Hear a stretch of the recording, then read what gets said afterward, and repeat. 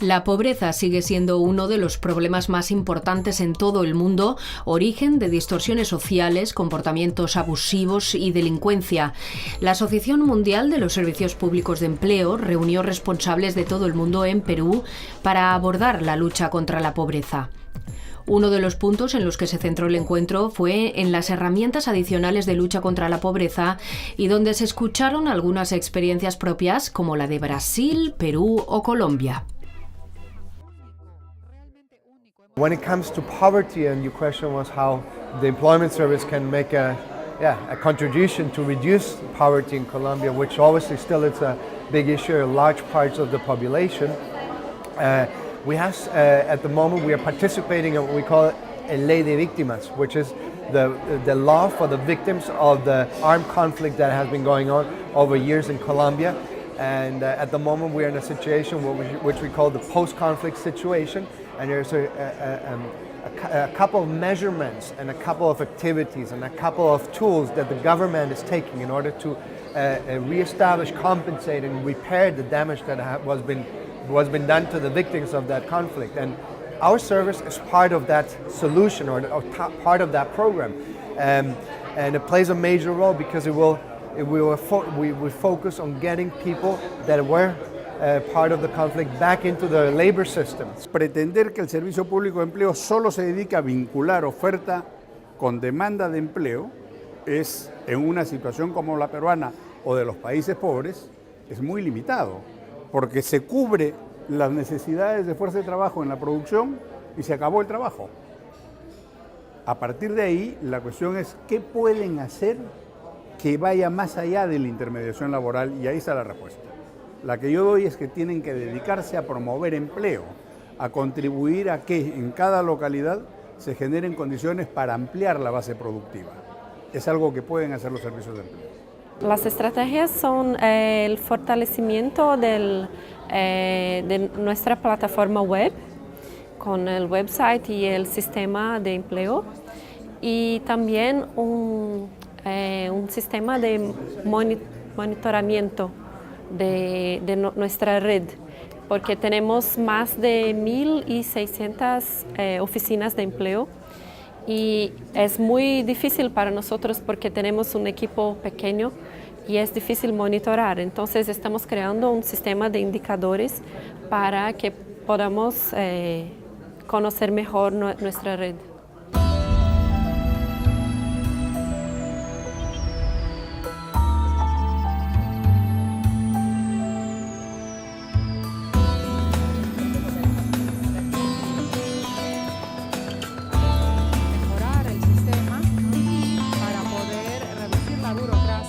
Brasil tiene una población de aproximadamente 200 millones de personas y tenemos aquí que de 2003 al 2013 hemos creado más de 20.000 millones de reportes anuales. Aquí tenemos un gráfico que representa cuáles son nuestros desafíos más importantes en este campo. Hemos mejorado muchísimo en lo que es nuestro mercado formal en los últimos años, pero necesitamos contar en cuanto a estrategias. En el año 2007, el panorama del mercado formal e informal cambió mucho y ahora tenemos más o menos 60% de mercado formal y 40% de mercado informal, de trabajadores informales. Ahora, digamos, los porcentajes siguen bajando y son ahora menores. Tenemos buenos resultados, ahora estamos en 5. Entonces, ahora voy a empezar a hablarles sobre nuestro sistema de empleo público. Brasil tiene, solamente para que ustedes sepan cuál es el tamaño de nuestro sistema, es más o menos el tamaño de nuestro país. Tenemos 27 oficinas y tenemos aproximadamente 5.000 municipalidades.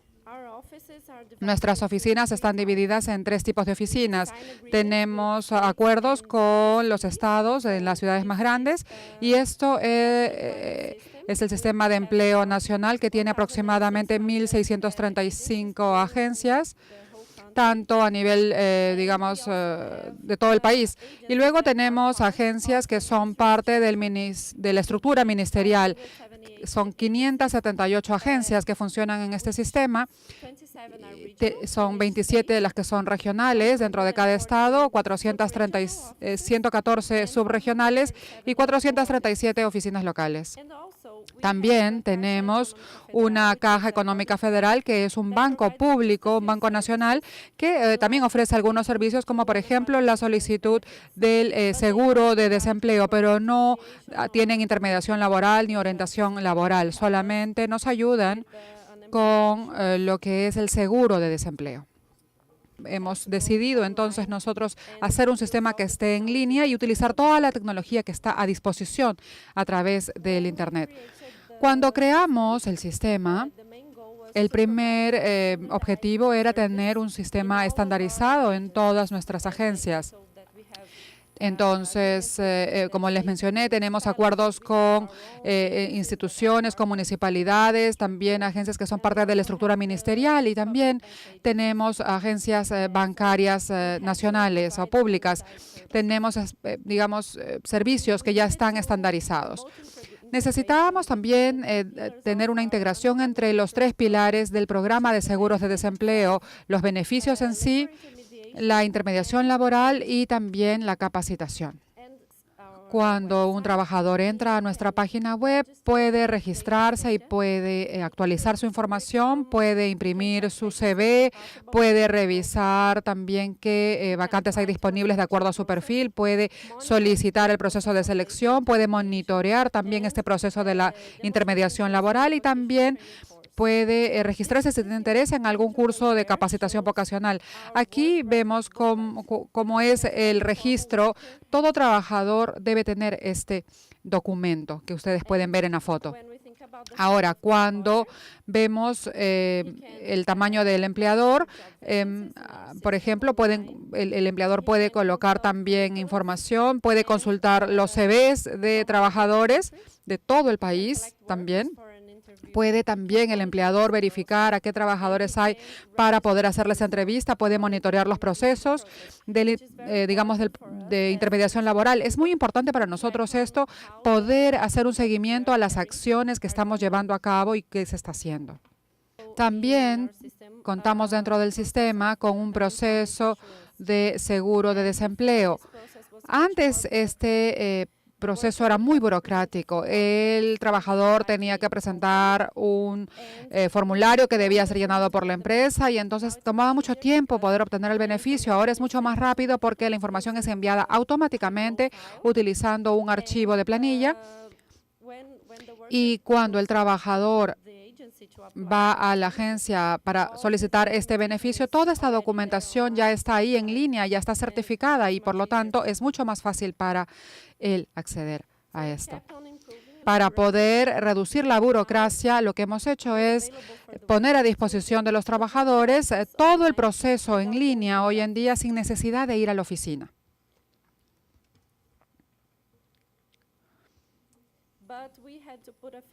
Pero hemos tenido que poner algunos límites a esta herramienta porque, por ejemplo, si un trabajador se presenta a 100 trabajos y no se presenta a las entrevistas, entonces limita las oportunidades que deberían tener otros. Entonces, hay una especie como de intermediación, autointermediación, solamente puede hacerlo 3 veces a la vez, luego tiene que ir a la oficina para mencionarnos cuál ha sido el resultado de la entrevista. Ahora, en cuanto a los otros desarrollos que tenemos dentro de nuestra web, tenemos los siguientes. Queremos tener características más interactivas como videos, información de cómo hacer un currículum adecuadamente, cómo manejar una entrevista adecuadamente. También tenemos un plan de migrar a graduados de Pronate, que es un programa de capacitación del que voy a hablar luego. Cuando terminan los cursos, hay el perfil de las personas se inserta a nuestro sistema de intermediación laboral inmediatamente. Estamos hablando con otras instituciones gubernamentales para poder aumentar la integración de nuestras políticas públicas y nuestros grupos, digamos, objetivo. Estamos también desarrollando una estrategia de difusión de manera tal que pueda ser más útil para las personas. Estamos también fortaleciendo las características disponibles para los empleadores, porque mientras más trabajos tengamos disponibles dentro de nuestra página, más trabajadores podrán tener acceso a esta información. Estamos también desarrollando un servicio vía SMS para poder contactar a los trabajadores. En cuanto a nuestras bases de datos, nos ayudan muchísimo para poder acceder a los grupos objetivo para cumplir con nuestras políticas, por ejemplo, lo que son seguros y los beneficios. Estas son herramientas de apoyo que nos permiten identificar los grupos que pueden acceder a estas políticas. En ambos casos tenemos un registro general de empleados y desempleados. Y también tenemos un informe anual de información social. Son todos declarados por el empleado, por el trabajador. El Registro General de Empleados y Desempleados nos ayuda a monitorear y supervisar el proceso de admisión y despido de empleados. También nos permite establecer mecanismos contra digamos, el desempleo y asistir a los desempleados. También apoyar la inspección laboral, que es una de las actividades que nuestro ministerio también lleva a cabo. Pronatec es un programa de capacitación, es el nuevo programa de capacitación que Brasil ha lanzado y busca, digamos, atender también el seguro de desempleo. Ayuda a que los trabajadores puedan mejorar su empleabilidad y los beneficiarios son el grupo prioritario de este programa. Debemos resaltar que hay una beca que da capacitación a personas en vulnerabilidad y trabajadores con diferentes perfiles. En ambos casos, los beneficiarios tienen la posibilidad de tener una capacitación de calidad con transporte, con material que va a permitir una empleabilidad subsiguiente. Esta es una herramienta unificada que le da la oportunidad a las personas con vulnerabilidad de tener acceso a un sistema de servicios públicos de empleo. Hay un grupo que está trabajando en generar unas sociedades o convenios para poder generar mejoras en los trabajadores. El registro unificado es para la población con ingresos bajos y va a tener información de identificación y del perfil, por ejemplo, características del hogar, educación, trabajo, ingreso, también situaciones de vulnerabilidad. Este gráfico nos muestra los resultados en reducción de pobreza. Tenemos la incidencia de pobreza que ha bajado más o menos de 24% a 9% y la pobreza extrema de 10 a 4% aproximadamente. Son resultados muy positivos para Brasil. Consideramos que en solo 10 años hemos logrado estos resultados y realmente es muy satisfactorio. Muchas gracias por su atención.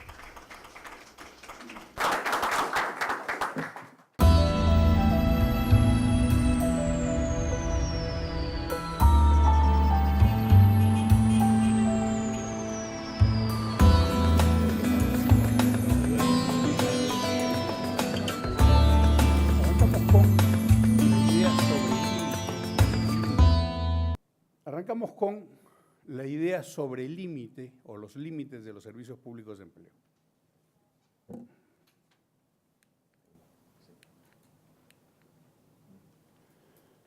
El gran límite de los servicios públicos de empleo es el tamaño de la producción. El tamaño de la producción es lo que define la demanda de fuerza de trabajo. Si la demanda de fuerza de trabajo directamente correlacionada con el tamaño de la producción es reducida, por lo tanto, la capacidad del servicio público de empleo de intermediar con respecto a esa demanda va a ser tan reducida como el tamaño de esa demanda y, por lo tanto, con el tamaño de la producción. En consecuencia, ahí donde no hay niveles de desarrollo productivo importantes, es imposible que un servicio público de empleo pueda ser más allá de lo que marca el tamaño de ese desarrollo productivo. No es posible, es imposible, no hay forma de que sea de otra manera. Siendo esto así, los servicios públicos de empleo no pueden atender lugares con reducida o inexistente base productiva. Estoy trabajando actualmente con Honduras y en Honduras tenemos una tasa de desempleo bajísima, 4 y resto puntos porcentuales. Tenemos una tasa de empleo que está sobre 20 y tantos %, y hay una tasa de subempleo que en realidad disfraza formas de informalidad completamente, que se ubican en 70%. ¿Sí? ¿Qué puede hacer un servicio público de empleo en un país como Honduras con esas tasas de ocupación? Puede atender todo lo que es la producción que implica esencialmente economía formal, que implica desarrollo productivo formal. Todo lo demás no lo puede atender, no hay manera de que lo atienda. Y la pregunta es, ¿será posible que haga algo? ¿De qué manera? ¿Sí? Por lo tanto, o en consecuencia, los servicios públicos de empleo no pueden atender lugares caracterizados por la pobreza y peor aún, caracterizados por extrema pobreza, si es que se mantienen en lo que es su concepción original. Y por lo tanto, si se pretende que hagan algo más, tienen que reciclarse. El tema es hacia dónde o de qué manera. Obvio, la mayor pobreza existe ahí donde no hay producción o hay escasa producción. Y el mayor crecimiento de la economía, por lo tanto, con menor pobreza, se da ahí donde la producción ha podido desarrollarse más ampliamente, que es además donde se concentra la mayor parte de la población en los países de América Latina. Las ciudades capitales de los países y algunas pocas ciudades capitales de las provincias. Si nosotros superponemos los mapas de pobreza de nuestros países con los mapas de producción, la coincidencia es total. Ahí donde hay producción hay menos pobreza y ahí donde no hay producción o escasa producción, la pobreza es lo que predomina en todos los niveles. Las razones de esta situación son elementales. La concentración sectorial se debe básicamente a una visión de corto plazo de los gobiernos, de quienes manejan los gobiernos, los políticos, que básicamente han buscado concentrar todo lo que es su esfuerzo en desarrollar sectores con mayores capacidades de generar renta y se ha dejado de lado por completo todo lo que es desarrollo productivo territorial. Ahí donde hay una base productiva importante, existen mayores posibilidades del servicio público de empleo, entendido tradicionalmente como esencialmente intermediación laboral, y ahí donde no hay base productiva importante, hay obligación de los servicios de empleo de incorporar otras funciones y competencias. De lo contrario, su trabajo se va a ver muy limitado al punto de poder hasta desaparecer en muchos casos. ¿Cuáles son las posibilidades de los servicios públicos de empleo en estas circunstancias? En primer lugar, buscar y lograr que los municipios se asuman realmente como estados locales con capacidad para operar y atender la problemática del empleo. En segundo lugar, posibilitar que los municipios contribuyan a la ampliación de la base productiva local, en tanto estados locales. En tercer lugar, la descentralización municipalmente de los servicios públicos de empleo, para luego lograr que estos servicios públicos de empleo municipales operen sobre la promoción del empleo y no exclusivamente en el tema de intermediación laboral, para poder ampliar la base productiva que permita que luego puedan operar solventemente en el campo de la intermediación laboral.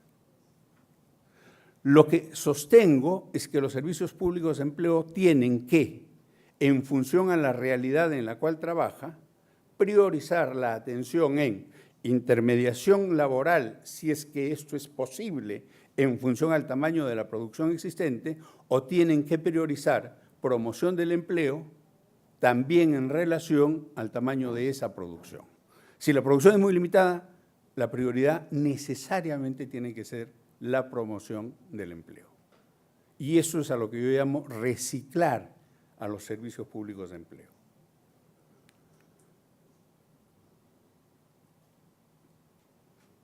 Para hacer esto, se necesita dar soporte permanente a los esfuerzos de los servicios públicos de empleo por promover empleo, a través de la prestación de servicios de empleo eficientes, no se descarta el servicio tradicional de empleo, el apoyo directo al desarrollo de la micro y pequeña empresa, incluyendo el autoempleo, la intensificación de las acciones orientadas a mejorar la empleabilidad de las personas y a facilitar información permanente y actualizada sobre la producción y el mercado de trabajo.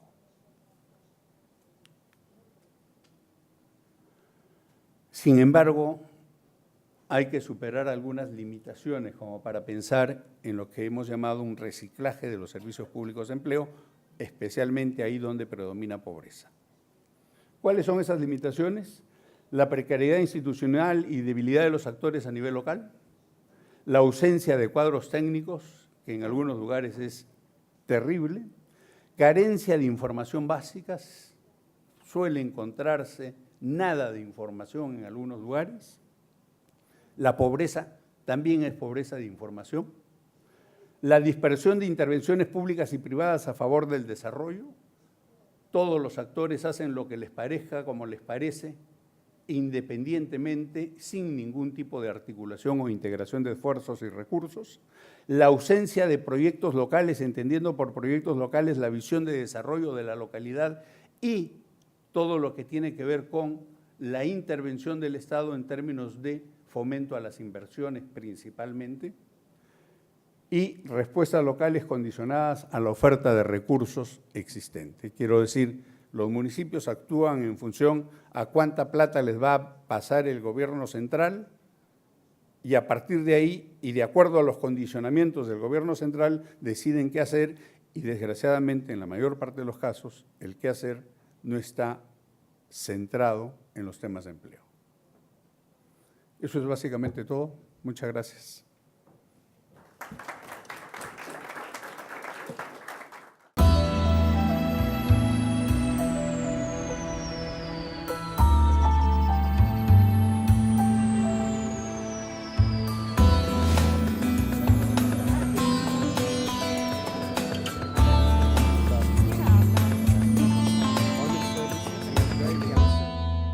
Quisiera hablarles un poco sobre los servicios públicos. En Colombia existimos solamente desde los últimos 10 años. Nos creamos, empezamos a operar a partir de este año y funcionamos en el año 2013. Tenemos una serie de puntos de servicio en el país. Ustedes pueden decir, ¿cómo puede ser esto posible? Tienen 10 meses y tienen 350 puntos de servicio.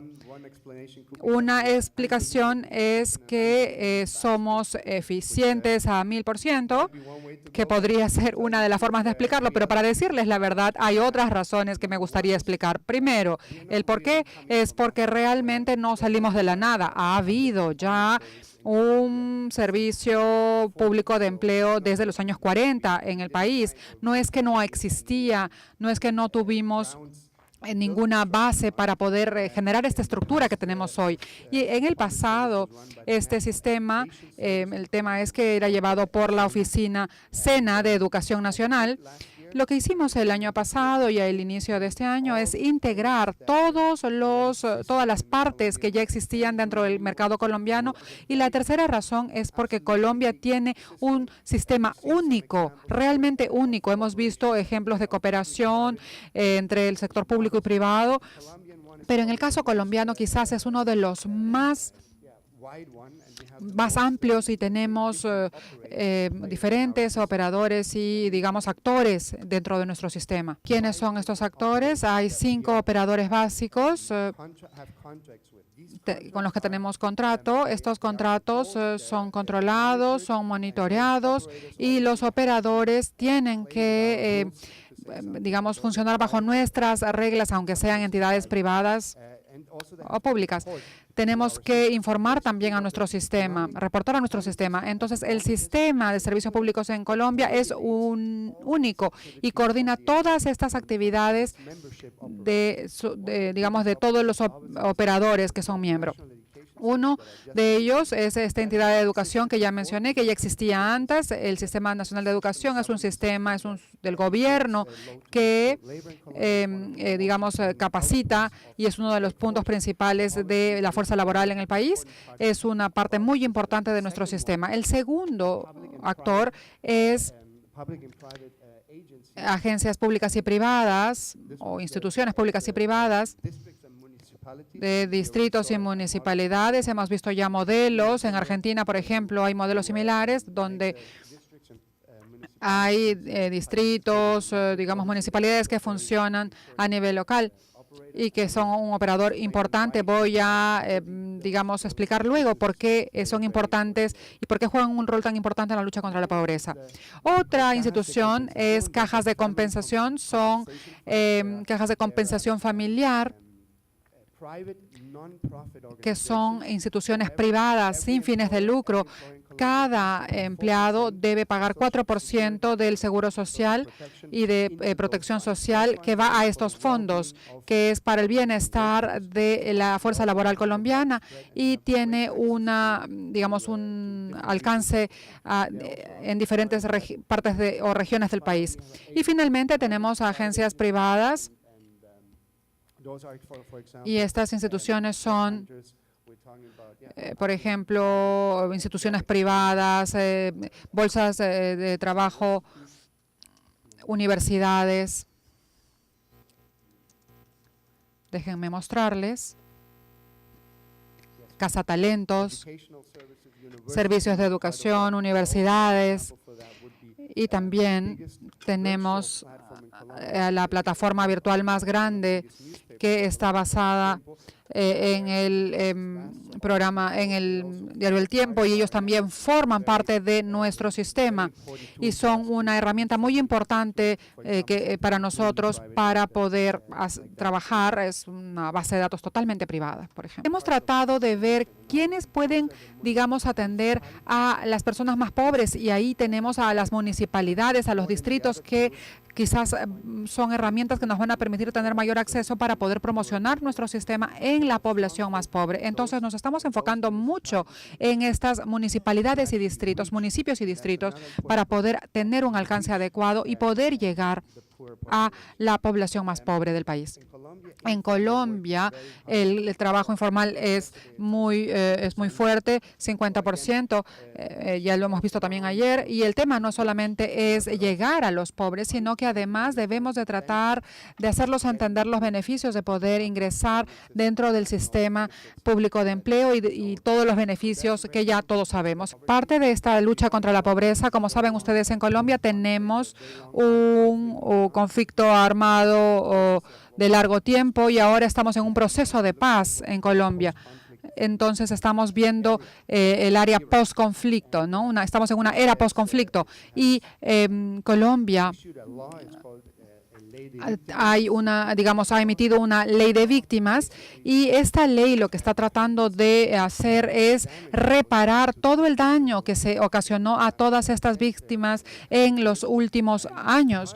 Y parte de esa compensación, o parte importante, digamos, de esta compensación, es el sistema público de empleo, porque nosotros tenemos que asegurarnos de que las víctimas, una vez que sean declaradas víctimas, estén confirmadas como víctimas, hay un proceso para ello. Una vez que esta persona es una víctima, tiene que recibir una atención especial dentro de nuestro servicio, y nosotros debemos garantizar que una víctima pueda tener la posibilidad de insertarse laboralmente. Y hemos creado centros especiales, 40 centros actualmente, con un presupuesto especial del gobierno que solamente se encarga de las víctimas. Entonces, tenemos como 4 millones y 60% de ellos son pobres. Entonces, imagínense, es una gran etapa que tenemos y trabajo que tenemos para poder atender a la población pobre. Es una oportunidad y estos 40 centros además se van a expandir posteriormente y como ya les mencioné, tenemos un presupuesto razonable del gobierno para poder hacerlo. Creo que en este momento esta sería nuestra lucha contra la pobreza y va mucho más allá de lo que es el desarrollo del servicio público de empleo y con las mejoras que hemos realizado. Esperemos estar en el camino adecuado.